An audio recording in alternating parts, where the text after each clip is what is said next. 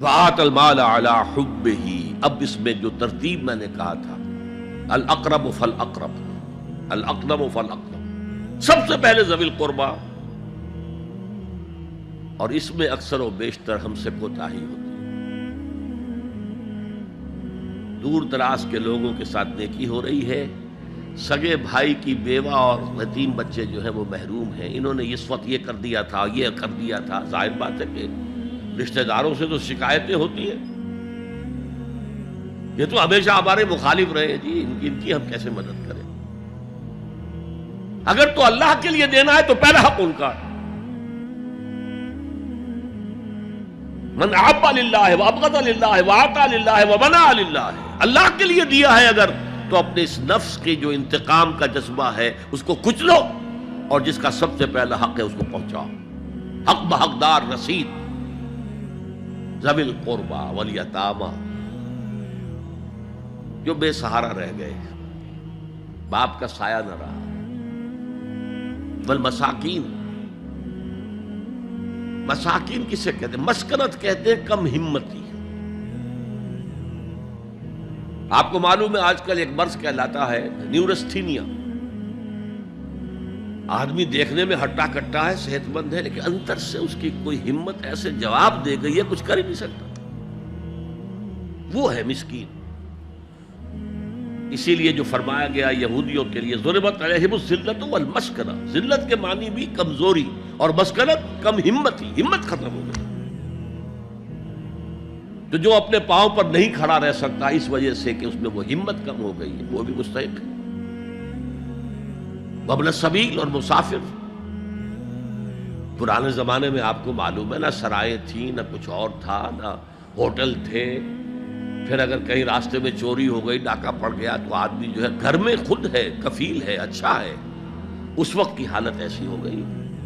ہمارے ہاں بیگرز نے اسی کو ایک بہت بڑا بہانہ بنایا ہوا، جی میں آیا تھا وہاں سے اور یہاں سے، اور میری جیب پھٹ گئی، سب کچھ چلا گیا، اب مجھے واپس جانے کے لیے کرایہ چاہیے۔ اکثر و بیشتر جھوٹے کیسز ہوتے ہیں۔ اگر آپ کسی کو پکڑ لیں اور ساتھ لے کر کہیں تحقیق کراؤ تو وہ بھاگ جائے گا، پھر نہیں آئے گا اس مسجد میں۔ لیکن یہ کہ ابن السبیل، یہ بھی ایک کھاتا ہے۔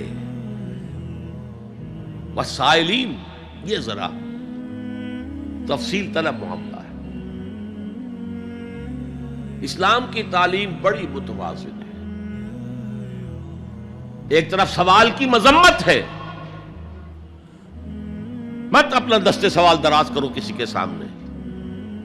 جو شخص ہاتھ پھیلاتا ہے مانگنے کے لیے، وہ اپنی عزت نفس کو ہتھیلی پر رکھ کر آپ کے سامنے پیش کر رہا ہے، اور آپ ٹھوکر مار دیتے ہیں اس کی عزت نفس کو۔ مانگو اللہ سے،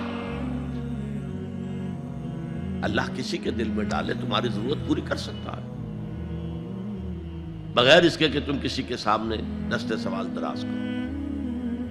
تو سخت مذمت ہے، اور خاص طور پر بیگری جو ایک انسٹیٹیوشن بن گیا ہے، ایک پیشہ بن گیا ہے، وہ تو اسلام کی تعلیمات کے منافی ہے۔ اور جس طرح کی ہم خیرات بانٹتے ہیں، 5 روپے کا نوٹ دے رہے ہیں مانگنے والوں کو، مسجدوں کے باہر سمجھ رہے ہیں ہم نے حاتم طائی کی خبر کو لات مار دی، حالانکہ حقیقت میں آپ انسٹیٹیوشن آف بیگری کو سپورٹ کر رہے ہیں۔ کسی ایک کو لے لو، آؤ چلو مجھے اپنا گھر دکھاؤ، مجھے بتاؤ تم واقعی اس قابل ہو یا نہیں ہو، اور پھر اس کی مدد کریں، لمسم کریں۔ پھر وہ 5 روپے نہیں ایسی دیں کہ وہ کچھ اپنے پاؤں پر کھڑا ہو سکے۔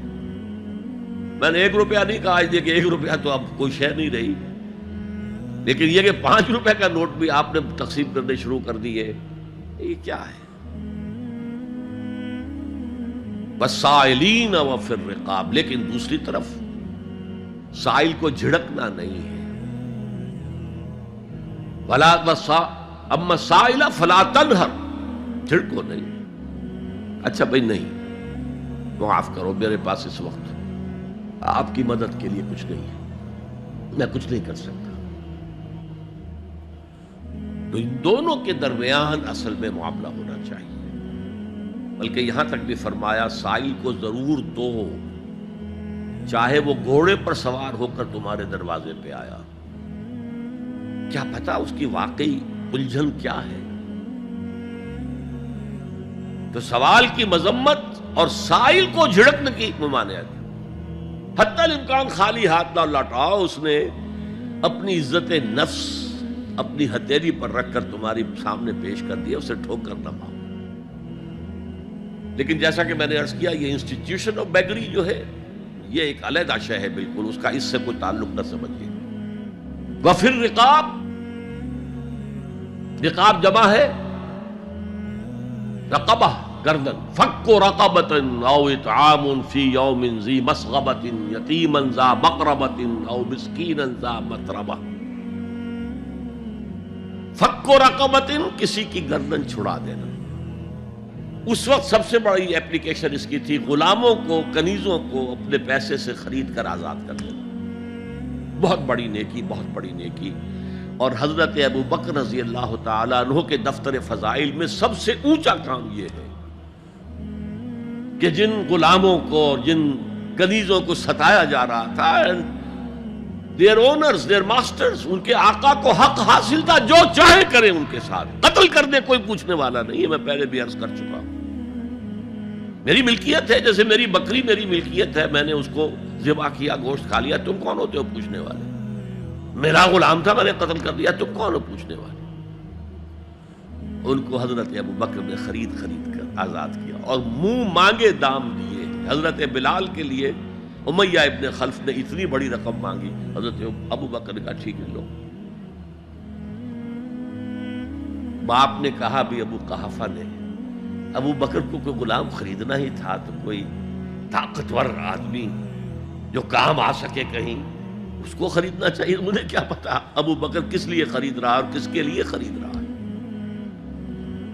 آج کے دور میں اس کی اپلیکیشن ہوگی، کوئی شخص جو ہے اگر قرض میں اس طرح جکڑا جائے کہ لاکھ ہاتھ پاؤں مارے نکل نہیں سکتا، اس کو کوئی لمپ سم مدد دے کر اس قابل کیا جائے کہ وہ پھر اپنے پاؤں پر کھڑا ہو جائے۔ یہ نہیں کہ اسے آپ ہر مہینے کچھ رقم دیتے رہے مینٹیننس کے لیے، نہیں، اس سے تو وہ اسی پوزیشن میں رہے گا۔ یہ بعض مائنورٹی کمیونٹیز کے اندر یہ معاملہ موجود ہے۔ کوئی بھائی اگر گر گیا ہے کاروبار میں تو اس کی پھر ایسی مدد کی جائے کہ وہ پھر آپ کی صف میں آ کر کھڑا ہو جائے۔ Respectable members of